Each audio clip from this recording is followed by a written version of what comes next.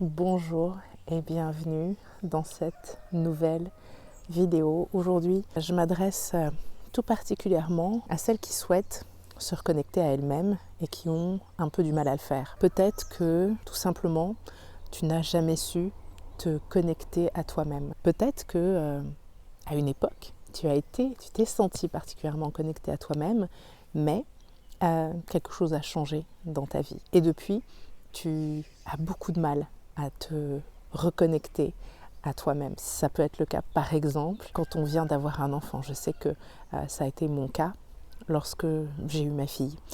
Et aujourd'hui encore, parce que ce n'est pas quelque chose de linéaire, la vie évolue en permanence, on évolue en permanence, nos circonstances évoluent en permanence et encore aujourd'hui, 3 ans après avoir eu ma fille, eh bien, il y a parfois des moments où je sens bien que je perds cette connexion à moi-même. Avant d'aller plus loin, je me présente rapidement si tu ne me connais pas encore. Je suis coach, mentor, auteur. Je m'intéresse plus particulièrement aux transitions de vie, à l'identité et à la reconnexion à soi. Tu l'auras compris, mais tout ça, généralement, tout ce travail de reconnexion à soi, il est indispensable quand on travaille autour d'une transition de vie et qu'on souhaite passer un nouveau chapitre. Et bien entendu, encore une fois, avant d'aller plus loin, mais cette fois-ci ça va être la bonne, je t'invite à partager cette vidéo autour de toi, à liker cette vidéo et à t'abonner si tu n'es pas encore abonné, si le sujet t'intéresse. Se reconnecter à soi, on peut lire un tas de choses sur le sujet, on peut consulter pas mal de vidéos sur la question de la reconnexion à soi.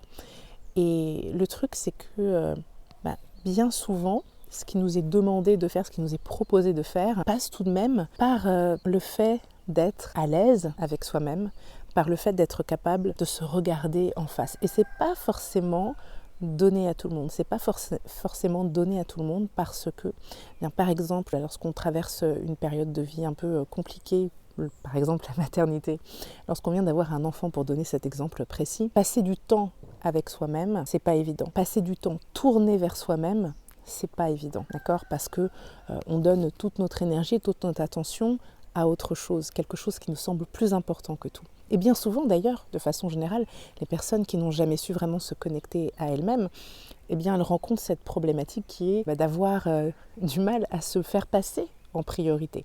D'accord ? Donc les autres vont passer avant, les tâches à accomplir vont passer avant, etc. Donc se placer en priorité, s'accorder du temps en se disant je vais passer du temps avec moi pour moi et me regarder en face, me concentrer sur moi, c'est pas forcément évident. Alors moi, ce que je te propose aujourd'hui, c'est de faire un petit détour. Tu vas voir, c'est un très léger détour qui va te permettre de te reconnecter à toi, mais sous un autre angle, en utilisant un outil qui est à la portée de tout le monde et qui est 100% gratuit, même s'il est plus ou moins accessible.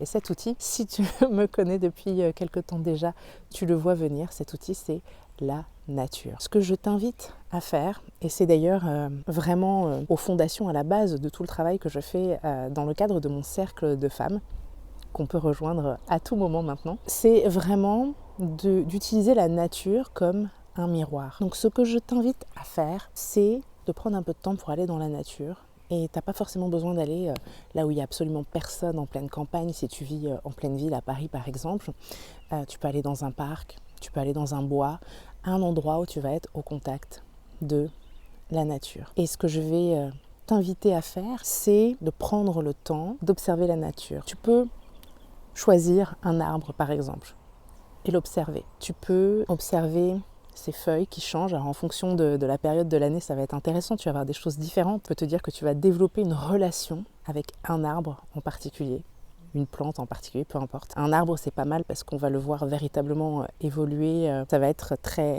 assez facilement observable, on va dire, selon le type d'arbre que tu choisis, bien entendu, mais tu vas pouvoir observer un arbre, observer son évolution au fil des jours, au fil des saisons. Tu vas voir comment il réagit face au changement de météo, tu vas voir comment il réagit au changement de saison.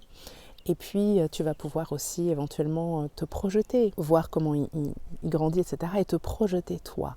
Et faire un petit peu des parallèles entre ce que vit cet arbre et ce que montre cet arbre, mais aussi, par effet miroir, te demander qu'est-ce qui fait écho en moi. C'est un moyen, je suis d'accord, c'est un moyen extrêmement détourné. Mais quand tu te poses et que tu prends le temps d'observer la nature, tu vas voir que les plantes, les arbres évoluent tout comme toi au fil de l'année, au fil des saisons, au fil des années même. D'accord ? Tout grandit, tout fleurit, parfois fane, les feuilles changent de couleur, les feuilles tombent et repoussent. Cherche cette connexion entre la nature et toi-même. Cherche ces similitudes entre la nature et toi-même et plus spécifiquement les aspects cycliques de la nature, les aspects saisonniers de la nature et les tiens, bien entendu. C'est un exercice que je t'invite à faire régulièrement. C'est vraiment une pratique que je t'invite à développer. Ça peut être très simple, aussi simple que de faire l'acquisition d'une plante en pot et de l'observer au fil du temps.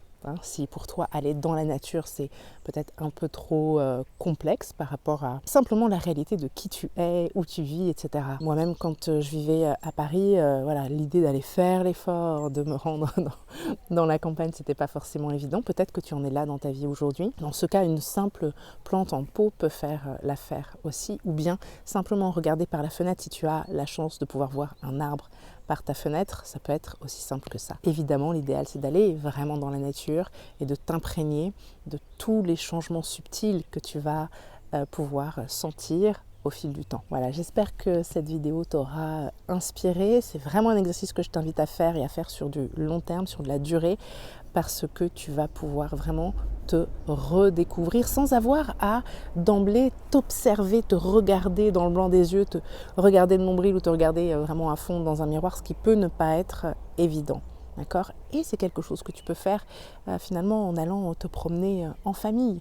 Ça peut être quelque chose que tu peux vraiment lier à d'autres activités, faire avec d'autres gens. Tu n'as pas besoin de partager ton process et tes réflexions avec les autres, mais tu peux aller profiter d'une balade en famille, une balade dominicale en famille pour toi prendre ce petit temps d'observation discrètement, entre guillemets, sans avoir à perturber non plus toute ta vie. Je t'invite bien entendu aussi à avoir un journal dans lequel tu vas pouvoir recueillir tes réflexions, tes observations et tes réflexions progressivement avec le temps, chercher un petit peu les points communs que tu as avec la nature et tu en as.